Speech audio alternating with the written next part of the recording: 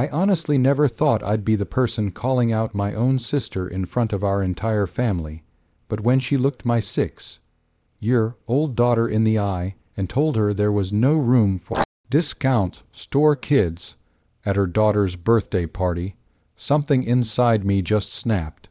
My daughter, Lily, had been so excited for weeks, wearing her favorite little dress and holding a handmade card she spent hours working on, only to be turned away at the door while the rest of family watched in silence.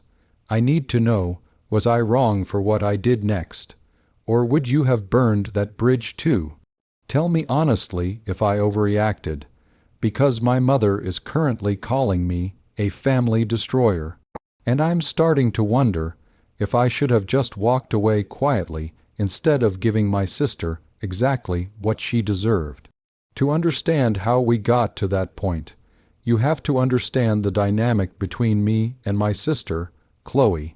Chloe has always been the golden child of the family, mostly because she married into an incredibly wealthy family and never lets any of us forget it. My husband, Mark, and I are comfortable.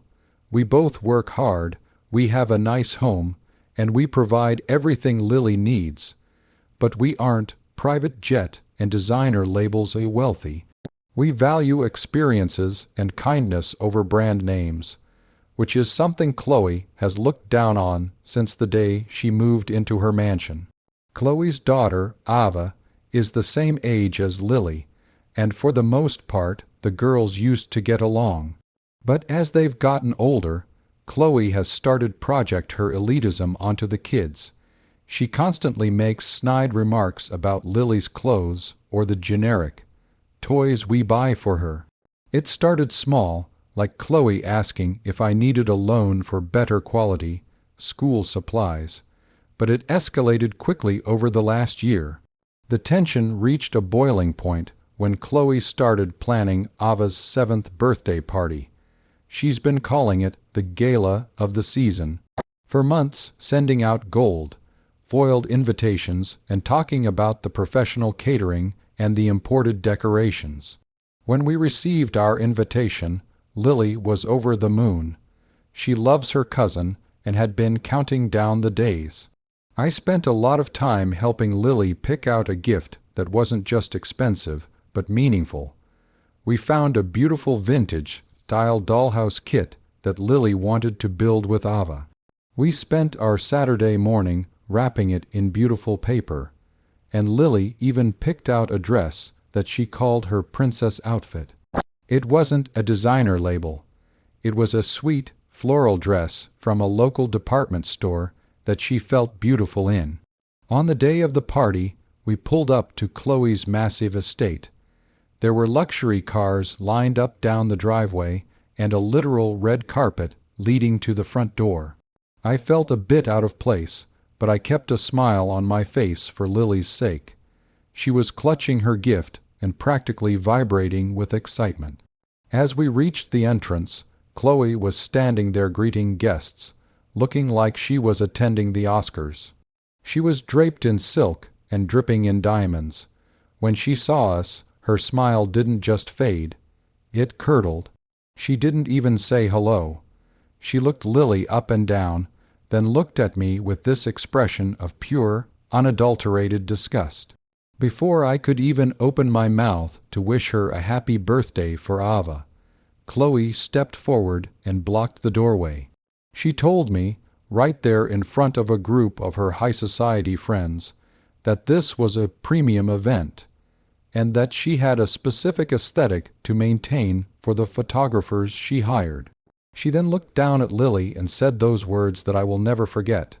"I'm sorry, sweetie, but there's no room for your discount store kids at this party. Maybe next time your mom can dress you in something that doesn't look like it came from a bargain bin." Lily didn't even understand the full weight of the insult at first, but she understood the tone. She saw her aunt's sneer and realized she wasn't being let in to play with her cousin. Her lips started to tremble, and she looked down at her dress, the one she was so proud of, and then back at Chloe.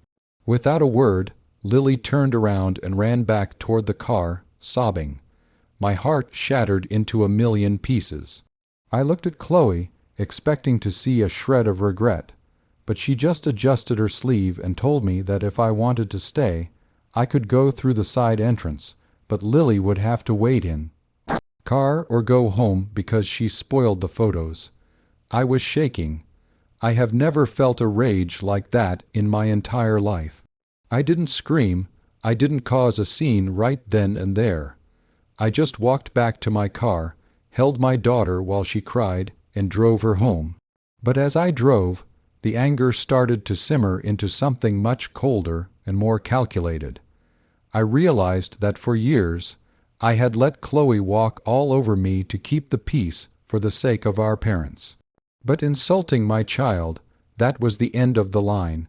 I dropped Lily off with my husband, told him what happened, and he was ready to go over there himself, but I told him no.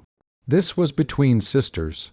I realized I had something Chloe valued more than her own family, her reputation.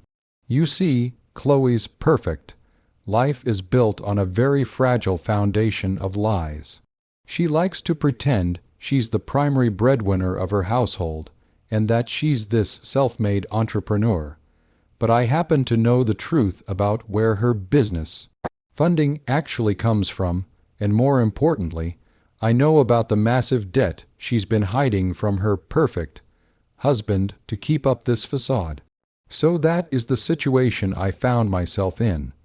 I was sitting in my living room, watching my daughter cry over a dress she used to love, while my sister celebrated in a mansion built on secrets. I had a choice to make. I could be the bigger person and let it go, or I could ensure she never looked down on my daughter again. Before I tell you how I dismantled her gala of the season, I want you to pause and comment below. What would you have done in my shoes? Would you have walked away, or would you have gone back for blood? I really want to know if you think there's ever a right way to handle someone who attacks your child's self-esteem like that. Anyway, I didn't wait long. I knew the party was still in full swing. I also knew that Chloe had invited our entire extended family, including our elderly parents who think she's a saint, and her husband's very traditional, very judgmental parents. I went into my office and pulled up the files I'd been holding on to for a just-in-case moment. I didn't want to use them, but she forced my hand. I drove back to the party. I didn't go to the front door this time. I walked right into the backyard where the main event was happening. Everyone was gathered around for the cake cutting. It was a massive 5-tier monstrosity. Chloe was center stage, glowing under the spotlights, giving a speech about how blessed she was to have such a high-class life. I waited until she reached the part where she thanked her husband for supporting her booming business. That's when I stepped out of the shadows. I didn't shout. I just walked up to the microphone stand, the one she was using for her speech, and I asked if I could say a few words. The look of pure terror on her face when she saw me was the most satisfying thing I've ever seen. She tried to laugh it off, telling the guests I was just a bit emotional. But I didn't let her finish. I told the entire crowd exactly why I had left earlier. I told them about the discount store comment. I watched as the whispers started. I saw her mother-in-law's face turn stone cold, but I didn't stop there. I looked at her husband and said, "It's funny you talk about high-class, Chloe, when your boutique is actually 3 months behind on rent, and you've been using your husband's emergency business line of credit to pay for this very party without him knowing." The silence that followed was deafening.